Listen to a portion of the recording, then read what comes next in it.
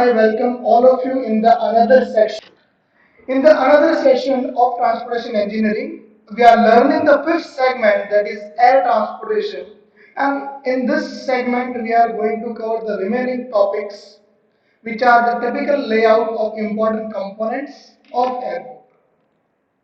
See, this is the typical layout of an airport. This is how the typical airport looks like. This is the first part, that is called as runway lighting. This is runway lighting. Then this is called as declining areas. This. Then this segment is called as pre-threshold. This segment is called as PAPI. This fifth point is called as runway designator. This sixth point is called as runway center line. This particular part, this segment is called as touchdown zone. This is called as aiming zone. Ninth part is called as threshold. 10th part is called as slope way. This is the 11th part, that is called as holding apron or holding position. The 12th part, this part is called as edge marking. This is edge marking. This part, this thing is called as high speed taxiway. The 14th stands for this. This is called as helicopter stand. H is given over here. 15th, this is called as fire station. Then 16th, this part, this is called as airline service. 17th stands for bus stop. 18th stands for taxi stands. This is the railway station, this is the terminal building, this is the parking section, these are the ramps, these are the aprons, these are the taxiways, this is the maintenance part, and these are the hangars. So this is the typical layout of an airport.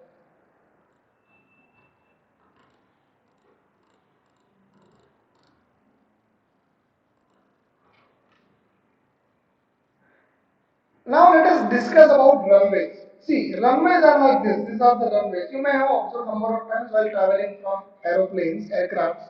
Runway is the area where an aircraft can land or can take off. It is the easiest thing. It can be of grass or packed dirt or a hard surface such as asphalt or concrete. Runways have special markings that can be seen over here in the slide. It is a special kind of markings on them which helps the pilot in the air to tell that what kind of runway is there. And if there are any kind of difficulties, then to resolve the difficulties. These runway markings deployed in the white color form. Most of the runways have numbers on the end that can be seen over here. This is written over here. This number includes the compass direction. For example, in this case, the runway number 36 should be pointing towards the north or 360 degrees. Some airports have more than one runway going in the same direction so that they can add a number of letters such as R for right, then C for center, and for left. So this is all about runways. It looks like this. See, this is the aerial, this is the plan. Then comes the runway orientation and the preliminary information required. Runway should be oriented in the direction of prevailing winds. The head wind provides the greater lift on the wings. Shorter length of runway should be provided. It should be provided in the wind direction if the longer runway is there, so that it can get the lift and the drag and the thrust in the forward direction. The preliminary information required includes the map in the area of vicinity of the airport, the records of the direction, intensity and the duration that we have learned in the Windrose segment of the water transportation. The Windrose applies in the air transportation also with additional direction that we have to learn on our own, because we have already covered in the water transportation the basics of Windrose. Now let us discuss about taxiway. This is the taxiway. See, it connects the runway to the another part of the road. See, taxiway is the path on the airport that connects the runway. This is the runway with the ramps or hangars or terminals or other buildings, such as this is the airport terminal building. It connects the terminal building to the runway. This is called as a taxiway. See this. They are mostly having hard surfaces such as concrete or asphalt. Although sometimes the smaller airports may also have gravel or grass, but nowadays it has been obsoleted. If we discuss about terminal building, so this is how the plan will look like. This is the parking section, this is the vehicle driveway, this is the terminal building, this is the apron or gate area, this is the taxi and this is the runway. This is the terminal building. And this is the holding area. If we discuss about the terminal building, then terminal building is also called as airport terminal. These buildings are the spaces where we as the passengers board or alight from the flights.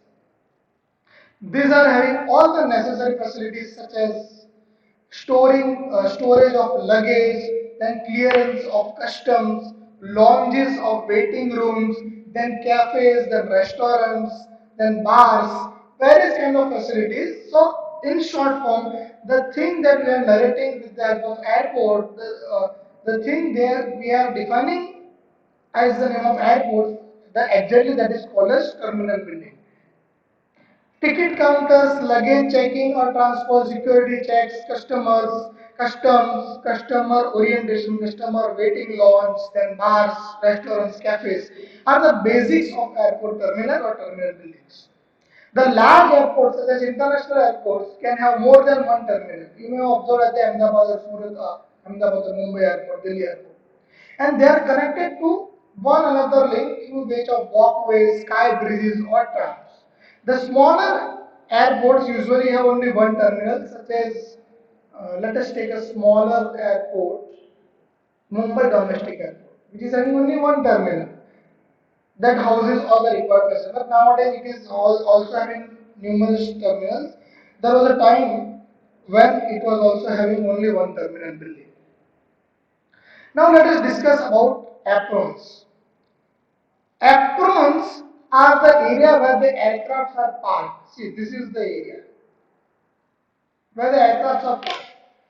Sometimes they are also called as ramps. The sizes of aprons may vary.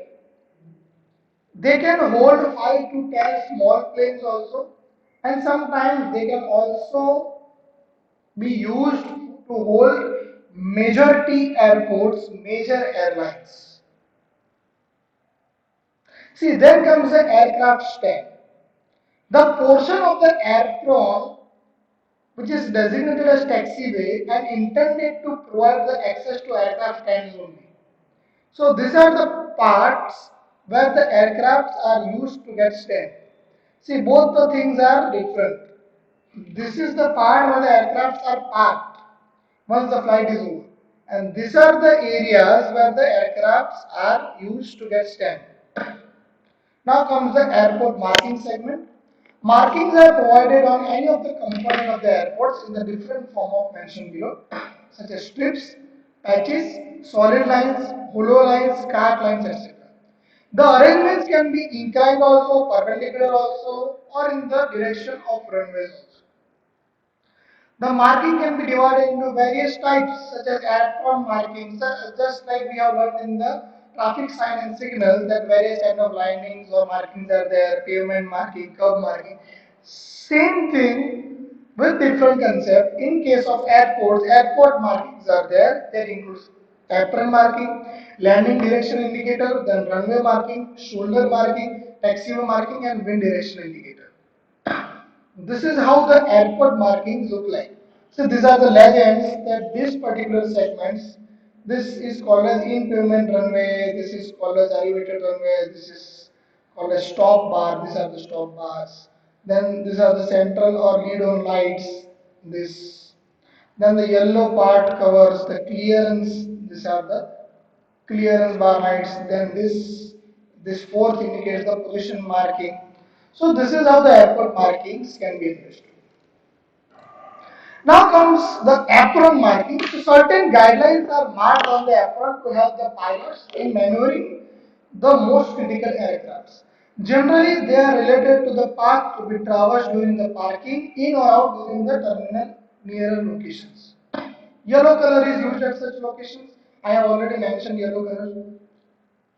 It should be fuel resistance as aprons are like to be subjected to fuel spillage.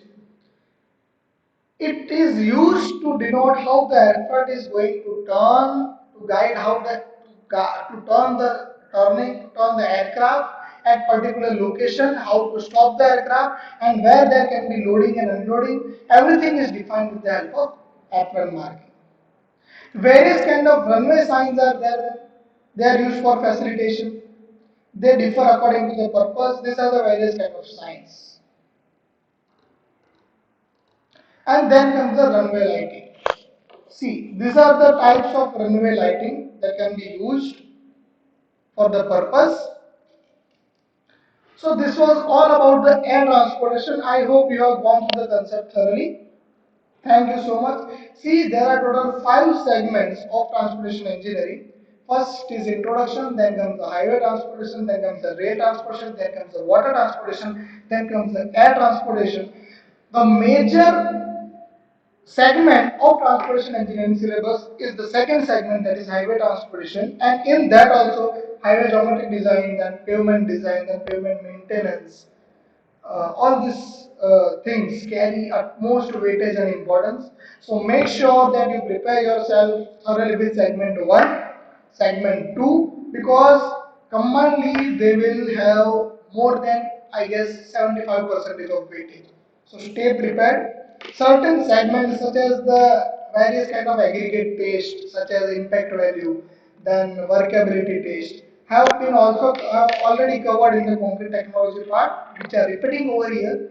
So you have to go through it thoroughly. Then comes the bituminous material. So in bituminous material, you have to prepare the difference between bituminous and tar types of bituminous material and various states of that. That covers the lesser part, less importance, but you have to prepare it on your own. So thank you so much for this. Being attentive. Thank you.